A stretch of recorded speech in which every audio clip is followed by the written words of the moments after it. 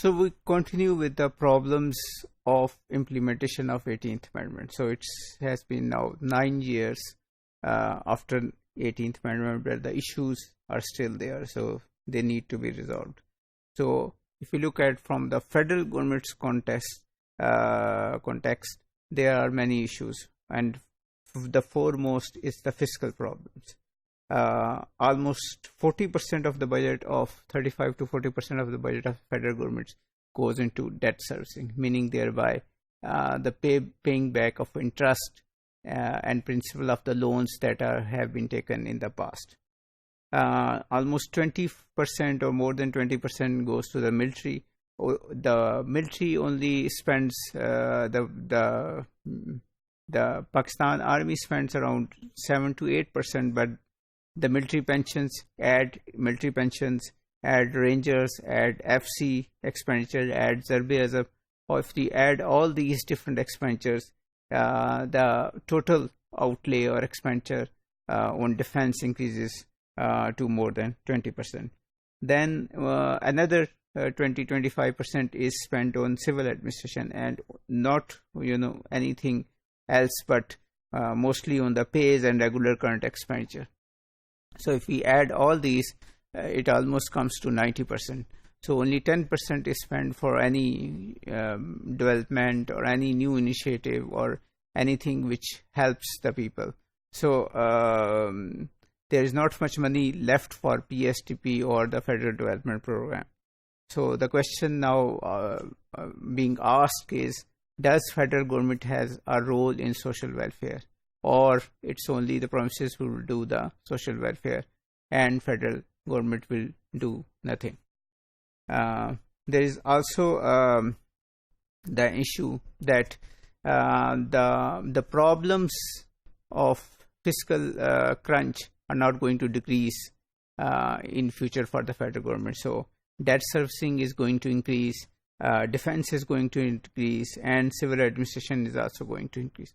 So all these things are going to increase. So it's not that with time federal government will have money to spare. Military is also not happy. Donors are also finding it difficult to how to deal with these implications. There is also concern about the sectoral composition of development outlays. So previously, the federal government spent more on infrastructure projects, while the provinces took on the social services or social resources. But after the 18th Amendment, the federal government doesn't have money for the big infrastructure projects. So what will happen after that? Then, of course, there is also the issue of effect of 18th Amendment on mobilization of resources. So fiscal resources are mostly mobilized and collected by the federal government. As the focus shifts from the federal government to provincial government, what will happen, or what will its effect will be on the tax collection? Another issue is local governments. Local governments have not been a regular feature of Pakistan.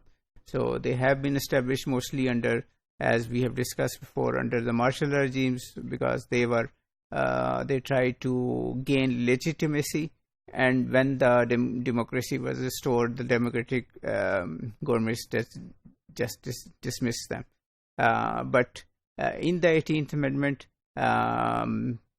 local governments were made mandatory, and provinces were forced to have local governments. And it did result in elections in all the 4 provinces and local governments being established in the 4 provinces. However, in Punjab at least, local governments have been dismissed. And there is not much reason except that most of these local government or local officials belong to the opposition party. And of course, the 18th Amendment cannot help. There is also concern about the structure of local governments. Each province has a different structure, and which one is better, which is not. How can we learn from each other? All these issues are there. However, if you look at all these problems, they may appear bigger, and we may vie for something which happened in the past.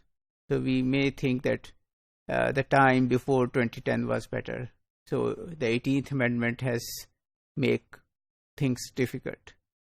But the most important thing in the 18th Amendment is the federalism. It's the principle of federalism.